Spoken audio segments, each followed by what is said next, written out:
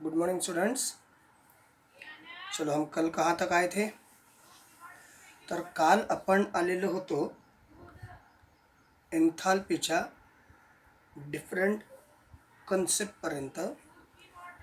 Enthalpy आपण कसं calculate करतो, एन्थाल्पीचं हीट फॉर्मेशनशी रिलेटेड काय कन्सेप्ट आहेत, इथेपर्यंत काल आपण पोहोचलेलो होतो.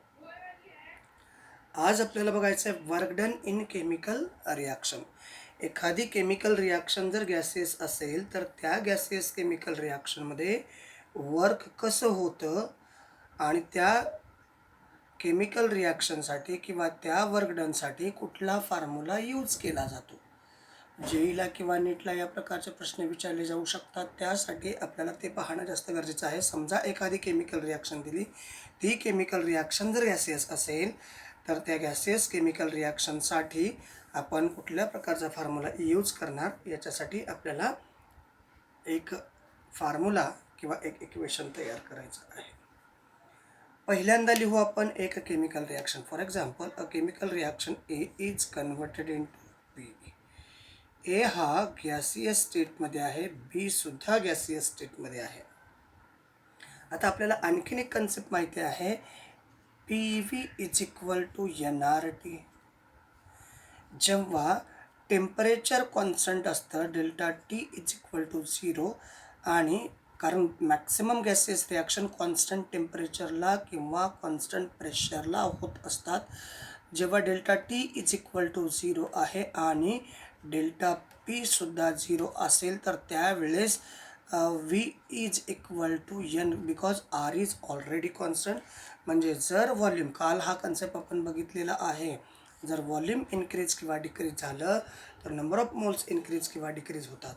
आणि मग वर्क डन होतं म्हणजे काय, तर या ठिकाणी ज्या ठिकाणी, ज्या फ्लास्कमध्ये, ज्या वेसलमध्ये ही रिॲक्शन होते आहे, तर त्या वेसलमध्ये किंवा त्या फ्लास्कमध्ये गॅस एक्सपान्शन किंवा कंप्रेशन झालं असलं पाहिजे.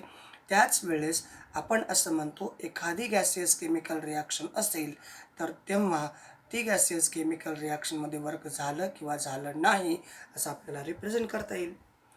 मग बेसिकली वर्क डनसाठी फॉर्म्युला आहे W is equals to minus P delta V. Already आपल्याला हा फॉर्म्युला माहिती आहे. इट इज आयसोथर्मल इरिव्हर्सिबल प्रोसेसला आपण हा फॉर्म्युला कॅल्क्युलेट केलेला आहे. बघा, माहिती आहे का, आयसोथर्मल इरिव्हर्सिबल प्रोसेसला हा फॉर्म्युला आपण कॅल्क्युलेट केलेला आहे. मग याला आपण असं मांडू शकतो का, बघा, W is equals to minus जशाच तसा, त्याच्यानंतर इन ब्रॅकेट या ठिकाणी पी, त्यानंतर छोटा ब्रॅकेट डेल्टा व्ही. डेल्टा व्हीला आपण V2 मायनस V1 असं मेन्शन करू शकतो का? बरोबर आहे बघा, ऑल क्लिअर. त्याच्यानंतर या ठिकाणी W is equals to minus या ब्रॅकेटमध्ये PV2 मायनस PV1 याला असंही रिप्रेझेंट करू शकतो. याला म्हणू आपण इक्वेशन ए. इक्वेशन काय म्हटलं? ए. जेव्हा टेम्परेचर किंवा प्रेशर कॉन्स्टंट असतं, at a constant temperature delta T is equal to 0 and at a constant pressure delta P is equal to 0, त्यावेळेस म्हणजे टी आणि पी जेव्हा या दोन टर्म कॉन्स्टंट येतात, मग बदलतं काय, फक्त व्हॉल्यूम आणि नंबर ऑफ मोल्स. मग हे equation ideal gas equation PV1 is equals to N1 RT. का, तर प्रेशर कॉन्स्टंट आहे, molar gas is a constant, temperature constant. याला म्हणू आपण equation 1 and PV2 is equals to N2 RT. याला म्हणू इक्वेशन नंबर 2. बरोबर आहे बघा, PV1 is equals to N1 RT आणि PV2 is equals to N2 RT. अशा प्रकारचं हे इक्वेशन आपल्याला रिप्रेझेंट करता येतं. मग आता या दोनही equation, put equation 1 and 2, put the equation, put equation 1 and 2 in equation A. याच्यामध्ये ठेवल्यानंतर हे equation W is equals to minus जशास तसा या ठिकाणी N2RT, त्याच्याचबरोबर मायनसला मायनस N1RT असे हे दोन इक्वेशन आपल्याला मांडता येतात. W is equals to minus जशास तसा या ठिकाणी दोघांमध्ये N2 मायनस N1 असा आपण कॉमन काढला, त्याच्यानंतर RT आणि मग W is equals to minus delta N RT हे इक्वेशन आपल्याला वर्क डन इन गॅसियस रिॲक्शनसाठी मांडता येतं. Even delta N W is equals to minus delta N GRT असं सुद्धा रिप्रेझेंट करता येतं work done in gaseous reaction. बघा कळते का आपल्याला work done in chemical reaction. आता वर्क होतं म्हणजे काय, गॅसियस वर्क डन आपण पाहतो आहोत, गॅसियस रिॲक्शनमध्ये वर्क डन पाहतो आहोत. म्हणजे आत्तापर्यंत आपण थर्मोडायनॅमिक्समध्ये गॅसियसशी रिलेटेड येणाऱ्या सगळ्या कन्सेप्ट पाहिलेल्या आहेत. तेव्हा गॅस म्हटल्यानंतर गॅसचं एक्सपान्शन किंवा कंप्रेशन होणे म्हणजेच आपण वर्क डन झालं असं म्हणत असतो. मग जर वर्क डन होते म्हणजे एकतर गॅसेसचं एक्सपान्शन होतं किंवा गॅसेसचं कंप्रेशन होतं. मग वर्कचा फॉर्म्युला ऑलरेडी आपल्याला माहीत आहे, work is equals to minus P delta V. Gaseous reaction ह्या ऑलवेज कॉन्स्टंट प्रेशरला किंवा कॉन्स्टंट व्हॉल्यूमला होतात. त्यासाठी आपल्याला माहिती असणारे equation ideal gas equation P V is equals to NRT मांडलेलं आहे. ज्या ठिकाणी टेम्परेचर कॉन्स्टंट आणि प्रेशर कॉन्स्टंट आहे अशा वेळेस जेव्हा टेम्परेचर आणि प्रेशर कॉन्स्टंट असतं त्यावेळेस बदलणाऱ्या टर्म. आता बऱ्याच जणांना प्रश्न पडला असेल, सर तुम्ही टेम्परेचर कॉन्स्टंट म्हणता, सर तुम्ही प्रेशर कॉन्स्टंट म्हणता, मग आर काय प्रकार आहे. आर हा मोलार गॅस कॉन्स्टंट आहे, त्याच्यामुळं ऑलरेडी तो काय कॉन्स्टंट येतो. मग उरतात कोणत्या टर्म, व्ही आणि एन. व्ही जसा वाढतो किंवा कमी होतो त्यानुसार एनसुद्धा वाढतो किंवा कमी होत असतो. तर अशा प्रकारे या ठिकाणी आपल्याला व्हॅरिएशन पाहायला मिळत असतात. बघा आणि मग त्या इक्वेशनला आपण कन्वर्ट, डेल्टा व्ही म्हणजे काय, change in volume. Change in व्हॉल्यूमला आपण V2 मायनस V1 लिहू शकतो. मग या पीने जर याला मल्टिप्लाय केलं तर PV2 मायनस PV1 हे मायनस आहे ॲज इट इज. मग आता आपण आयडियल गॅस इक्वेशन होता PV is equals to NRT, त्याला या फॉर्ममध्ये कन्वर्ट केलं कारण प्रेशर कॉन्स्टंट आहे, टेम्परेचर कॉन्स्टंट आहे. बदलणाऱ्या टर्म, व्हॅरिएबल टर्म कोणत्या आहेत, व्हॉल्यूम आणि number of moles. If volume increase or decrease therefore number of moles increase or decrease. त्यानुसार मग याला इक्वेशन म्हणलं 1, याला इक्वेशन म्हणलं 2. हे दोन इक्वेशन एमध्ये ठेवलं, इक्वेशन एमध्ये ठेवल्यानंतर या ठिकाणी असं येते.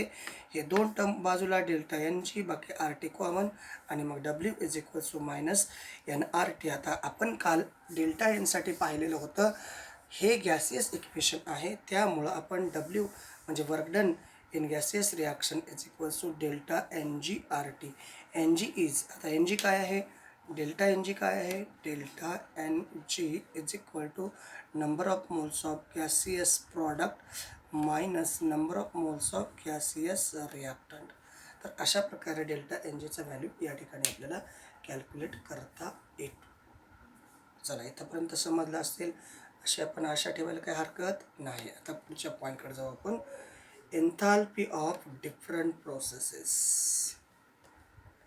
एन्थाल्पी बघायचं आपल्याला, डिफरंट प्रोसेसमध्ये असणारी एन्थाल्पी आपल्याला चेक करायचं आहे. मग कोणत्या कोणत्या प्रोसेसमध्ये, आता आपण केमिकल रिॲक्शन बघितल्या.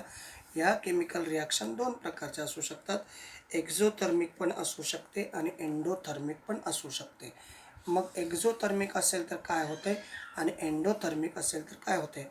एक्झोथर्मिकमध्ये नेमका काय प्रकार होतो, एंडोथर्मिकमध्ये नेमका काय प्रकार होतो ते आपल्याला आता याच्यानंतर पाहायचं आहे.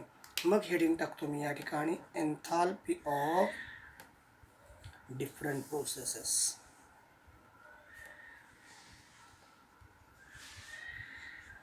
Enthalpy of different processes.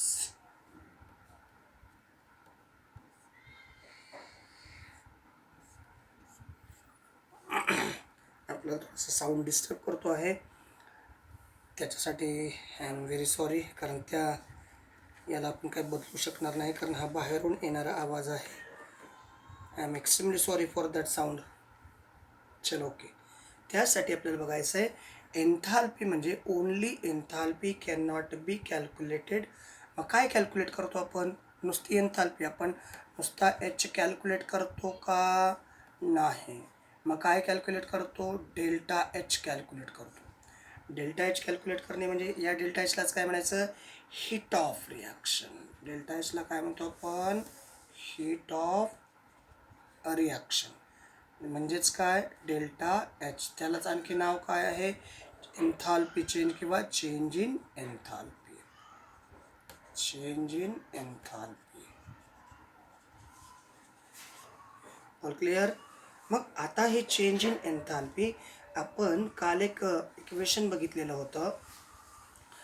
Delta H कसं कॅल्क्युलेट केला जातो का नुसता? नाही. मग डेल्टा एच कसं कॅल्क्युलेट केला जातं? Delta H is equal to H2 minus H1 किंवा एक रिॲक्शन लिहू आपण. रिॲक्शन या ठिकाणी reactant is converted into product. मग ही इनिशियल, ही फायनल. मग एन्थाल्पीचं इक्वेशन कसं तयार होतं? चेंज इन एन्थाल्पीचं delta H is equal to, समजा याला 2 म्हटलं, याला 1 म्हटलं, तर हे इक्वेशन असं तयार होतं. Delta H is equal to enthalpy of, पहिलं आपलं इक्वेशन H2 मायनस H1 किंवा delta H is equal to H final minus H initial.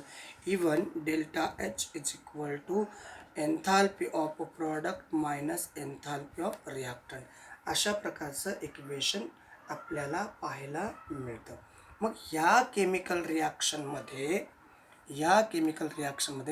जर समजा ही chemical reactant is converted into product, तेव्हा डेल्टा एच पॉझिटिव्ह आला का? किंवा reactant is converted into product तेव्हा डेल्टा एच निगेटिव्ह आला का?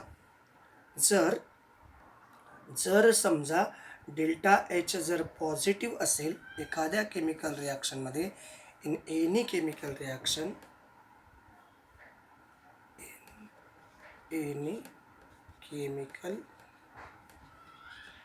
reaction delta H is positive, that is endothermic reaction.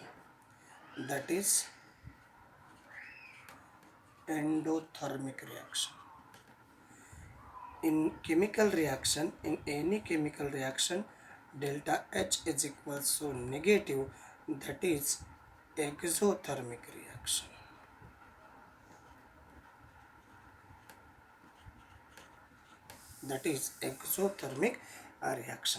मग आता आपल्याला त्याच्याबद्दल थोडीशी माहिती पाहिजे. म्हणजे कधी एक्झोथर्मिक रिॲक्शन असू शकते? At which condition the reaction containing, at which condition so this reaction is to be exothermic and at which condition this reaction is endothermic. बघा, तर मग आपला जो फॉर्म्युला आहे या फॉर्म्युल्याला आपण कंटिन्यू करू आणि त्याच्यावरनं त्या रिॲक्शन एक्झो आहेत किंवा एंडो आहेत याच्याबद्दल आपल्याला ठरवायचं आहे. आता फॉर्म्युला लिहितो. Delta H is equals to H product minus enthalpy of product minus enthalpy of reactant. आणि मग आपला फॉर्म्युला आता जरा काळजीपूर्वक पहा. आपल्याला या दोघांपैकी डेल्टा एच पॉझिटिव्ह कधी येतो आणि डेल्टा एच निगेटिव्ह कधी येतो, ही जर व्हॅल्यू जास्त असेल, this one is a greater value. Example पहा. डेल्टा एच अंदाजे डेल्टा एच पी ही काय आहे? 2 आहे, 2 किलो कॅलरी. आणि डेल्टा एच हे आहे प्रॉडक्टसाठी, ही आहे रिॲक्टंटसाठी. इथं आला 5 किलो कॅलरी. मग आता या ठिकाणी काय जास्त आहे? Enthalpy of reaction. In this one enthalpy of reactant and enthalpy of product. ही कोणाची एन्थाल्पी आहे? रिॲक्टंटची. ही कोणाची एन्थाल्पी आहे? प्रॉडक्टची. मग या ठिकाणी आता कोणाची एन्थाल्पी जास्त आहे? Delta H P. पी म्हणजे प्रॉडक्टची एन्थाल्पी किती? 2. रिॲक्टंटची एन्थाल्पी किती? 5. Delta H is equals to काय ते? -3. बरोबर आहे का? बघा, म्हणजे काय जास्त आहे?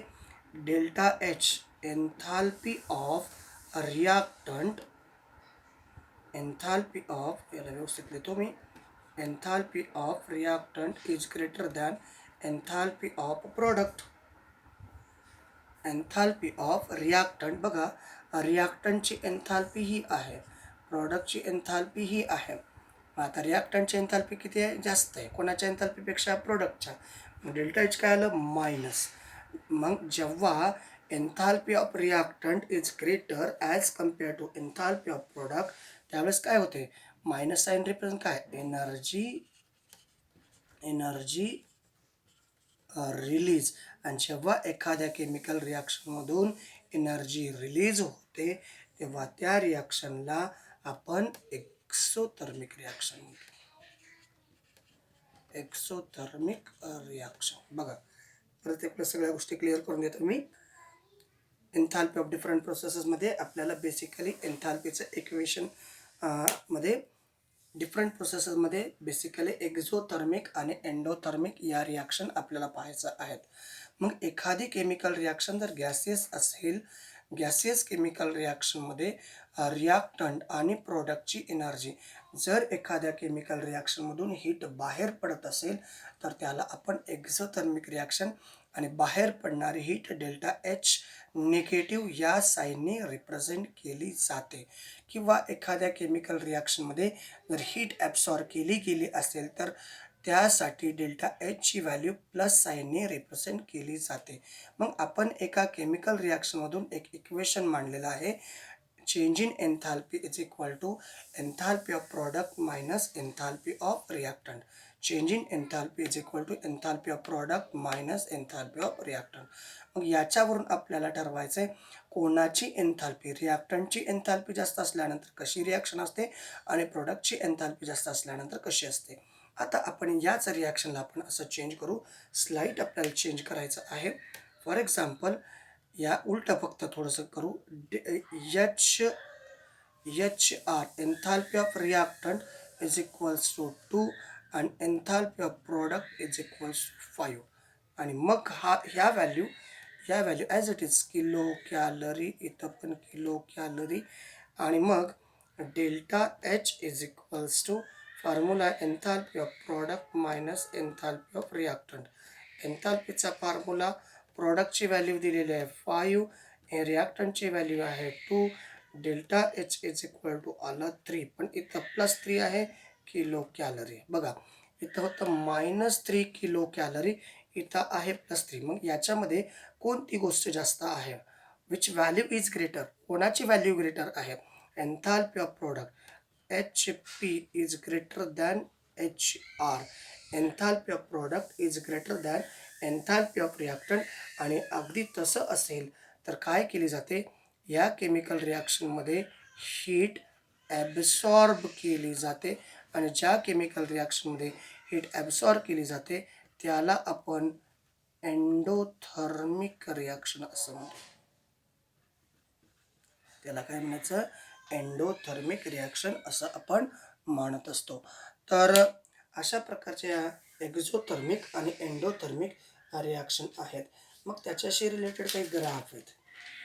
एक्झोथर्मिक आणि एंडोथर्मिक रिॲक्शनशी रिलेटेड काही ग्राफ आहेत.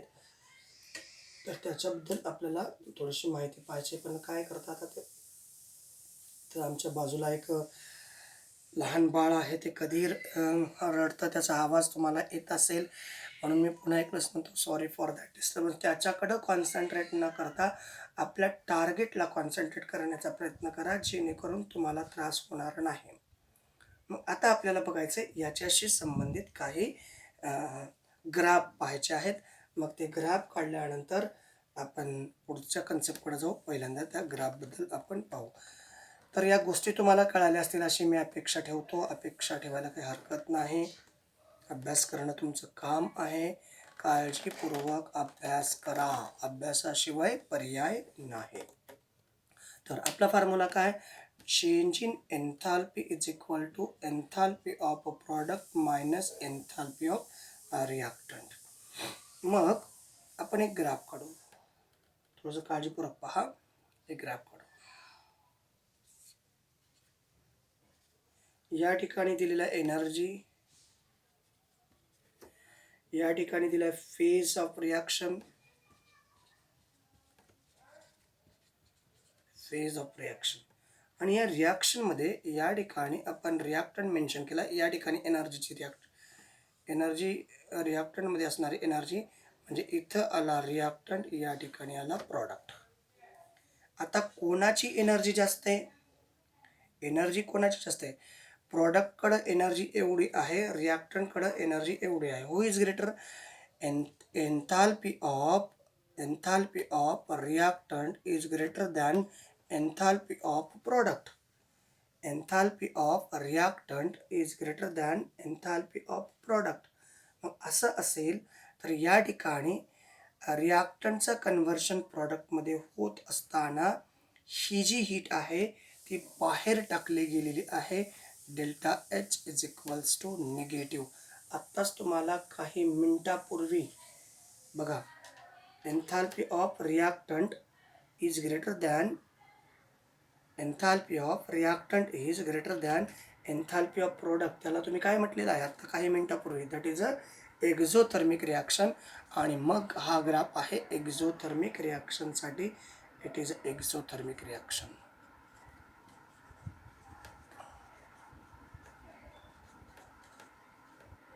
It is a graph of exothermic reaction. त्याच्यानंतर दुसरा ग्राफ आहे आपल्याकडं. It is a graph. So there is energy, it is a phase of reaction. आणि मग हा जो ग्राफ येतो या ठिकाणी असा येतो. इथं आहे रिॲक्टंट, या ठिकाणी प्रॉडक्ट. मग इथं आता काळजीपूर्वक पहा, कोणाकडे एनर्जी जास्त आहे? Enthalpy of a product is greater than enthalpy of product is greater than enthalpy of reactant. आत्ताच काही मिनटापूर्वी बघा, याच्यामध्ये काय जास्त असल्यानंतर नेमकं काय होतं? काय जास्त असल्यानंतर जर फॉर्म्युला कोणता आहे? Delta H is equals to enthalpy of product minus enthalpy of reactant. जेव्हा रिॲक्टंटची एन्थाल्पी जास्त असते, समजा इथं 5 आहे, इथं 2 आहे, तेव्हा काय येतं? डेल्टा एच येतो निगेटिव्ह. बरोबर आहे की बघा. म्हणजे काय जास्त झालं? एन्थाल्पी ऑफ रिॲक्टंट जास्त झाला. Enthalpy of reactant that is a exothermic reaction. त्याचबरोबर delta H is equal to, आता आपण या ठिकाणी काय करणार आहोत? Delta H is equals to enthalpy of product minus enthalpy of reactant. मग इथं या ठिकाणी मी काय करणार? 5 ठेवणार. या ठिकाणी इथं ठेवणार आहे 3. आता enthalpy of product is greater than enthalpy of reactant. Delta H काय येईल? डेल्टा एच येईल 2 काय पण प्लस. बघा इथं काय जास्त आहे? Enthalpy of product. Enthalpy of product is greater than enthalpy of reactant. मग हा काय? Endothermic reaction. मग ही रिॲक्शन कशी आहे? Endothermic reaction.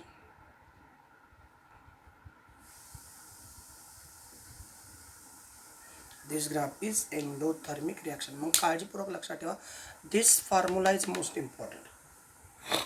हा जो फॉर्म्युला आहे तो फॉर्म्युला अतिशय महत्त्वाचा आहे, कारण त्याच्यावरून तुम्हाला ठरविता येणार आहे कोणाची एनर्जी जास्त आहे. त्यावरून ती रिॲक्शन तुम्हाला एक्झोथर्मिक आहे किंवा एंडोथर्मिक आहे.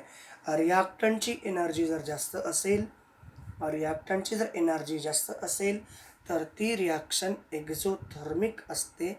आणि प्रॉडक्टची एनर्जी जर जास्त असेल, तर ती रिॲक्शन एंडोथर्मिक असते.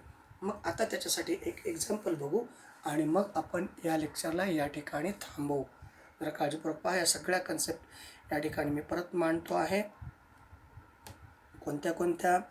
Delta H, H R is greater than H P, delta H is equals to negative exo. आणि त्याच्यानंतरची जी कारण आपल्याला रिॲक्शन घ्यायचं आहे, त्याच्यानंतर आपल्याला रिॲक्शन पाहायचं आहे actually. H P is greater than H R, delta H is equals to positive, and that is endothermic reaction. मग आता आपल्याला ॲक्च्युअल रिॲक्शनच्या बाबतीत त्याचं म्हणजे ॲक्च्युअल एक्झाम्पल बघू आणि मग आपण थांबूयात. बाकीचा उरलेला पोर्शन नेक्स्ट लेक्चरला पाहणार आहोत. फॉर एक्झाम्पल एक रिॲक्शन आहे NaCl aqueous plus HCl aqueous converted into NaCl aqueous plus H2O liquid plus 13 kilo इथं आपण 20 किलो कॅलरी. काळजीपूर्वक पहा. आता आपण काय रिॲक्टंटची एनर्जी जर जास्त असेल, रिॲक्टंटची एनर्जी किंवा प्रॉडक्टची एनर्जी दोन्हीपैकी एकच आहे. आता ही जी एनर्जी आहे ही एनर्जी तुम्हाला कुठल्या बाजूला दिसते आहे? प्रॉडक्टच्या बाजूला. जी एनर्जी ज्या बाजूला दिसते ती त्याची एनर्जी असते. आता ही एनर्जी कुठल्या बाजूला? प्रॉडक्टच्या बाजूला. प्रॉडक्टच्या बाजूला म्हणजे कोणाची एनर्जी? प्रॉडक्टची एनर्जी. पण ती एनर्जी कुठून आली? ती एनर्जी आली कुठून हा प्रश्न येतो. जेव्हा या रिॲक्टंटचं कन्व्हर्शन प्रॉडक्टमध्ये होत असताना ती एनर्जी आलेली आहे. म्हणजे ही एनर्जी ॲक्च्युली इकडची आहे. लक्षात येतं का बघा? ही एनर्जी ॲक्च्युली कुठल्या बाजूची आहे? प्रॉडक्टच्या बाजूची एनर्जी आहे. पण ती आली कुठून? म्हणजे आता आपल्याला काय म्हणता येईल? एनर्जी ऑफ काय आहे? म्हणजे इनडायरेक्टली आपण या ठिकाणी delta H is equals to -20 kilo calorie असं रिप्रेझेंट करू शकतो. ह्या एनर्जी काही फिक्स नाही आहेत बरं. ह्या एनर्जी तुम्ही तुमच्या पद्धतीनं, असं काही कंपल्सरी नाही. मी एक अंदाजी व्हॅल्यू मांडलेली आहे. तुम्ही असं काही कन्सिडर करायचं नाही की हेच अशीच एनर्जी आहे का तशीच एनर्जी आहे का. फक्त एक तुम्हाला समजावं यासाठी ही एनर्जी बाहेर पडली आहे. या दोघांची रिॲक्शन झाल्यानंतर बाहेर पडली म्हणजे delta H is negative. Indirectly he value आपल्याला इकडं ॲड करायची आहे. मग आता इकडं आल्यानंतर ही जर टर्म इकडं आली तर ती काय होते? Delta H is equals minus म्हणजे enthalpy of reactant is greater than enthalpy of product. Enthalpy of reactant is greater than enthalpy of product. Therefore that is exothermic reaction. त्याच्यानंतर आणखीन एक एक्झाम्पल दिलेलं आहे. Carbon solid plus H2O gaseous converted into carbon monoxide gaseous plus hydrogen gaseous. आणि या ठिकाणी energy दिली -30 kilo calorie. आता जनरली रिॲक्शन लिहित असताना म्हणजे जी एनर्जी आहे ती एनर्जी ही रिॲक्शन लिहिल्यानंतर राईट साईडला लिहिली जाते. पण आपल्याला काय करायचं आहे? बेसिकली या दोघांची जेव्हा रिॲक्शन होते तेव्हा ही एनर्जी ॲड केली जाते किंवा इव्हॉल्व केली जाते. म्हणजे ही एनर्जी बेसिकली रिलीज इकडून आहे. मग ही -30 जेव्हा इकडं येईल तेव्हा आता जरा काळजीपूर्वक पहा. इथं प्लस साईन आहे. ही एनर्जी रिॲक्टंटची आहे, प्लस आहे. आणि ही -30 आहे, ही पण एनर्जी रिॲक्टंटच्याच माध्यमातून आलेली आहे. मग इथं जेव्हा ही इकडे येते delta H is equals to काय येतं? +30 किलो कॅलरी. इकडं काय होतं? +20 होतं, इकडं मायनस झालं. इकडं -30 होतं, इकडं प्लस झाला. पण काही वेळेस काही केमिकल रिॲक्शनमध्ये डायरेक्टली तुम्हाला डेल्टा H पॉझिटिव्ह किंवा डेल्टा H निगेटिव्ह असं पण दिलं जातं. त्यावेळेस त्या व्हॅल्यूज कुठंही शिफ्ट करायची गरज नाही. कारण याच्यानंतर आपल्याला बघायचं आहे थर्मोकेमिकल इक्वेशन. आणि थर्मोकेमिकल इक्वेशनमध्ये ही एनर्जी ऑलवेज एक्स्ट्रीम राईटला असते. तरीसुद्धा जेव्हा असं डेल्टा Hच्या फॉर्ममध्ये रिप्रेझेंट केलेली जर एनर्जी नसेल तर ती एनर्जी रिॲक्टंटकडनं आलेली आहे. तर ही डायरेक्टली या बाजूला शिफ्ट करा.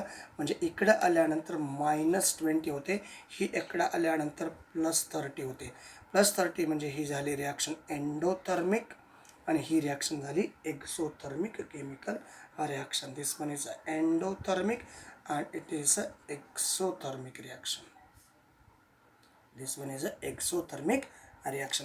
तर अशा प्रकारे या केमिकल रिॲक्शन जर प्रॉपरली परत एक वेळेस पहा, नुसती एनर्जी प्लस किंवा मायनस साईनमध्ये दिलेली आहे, ती एनर्जी आपण डायरेक्टली रिॲक्टंटच्या बाजूला शिफ्ट करायचं आहे.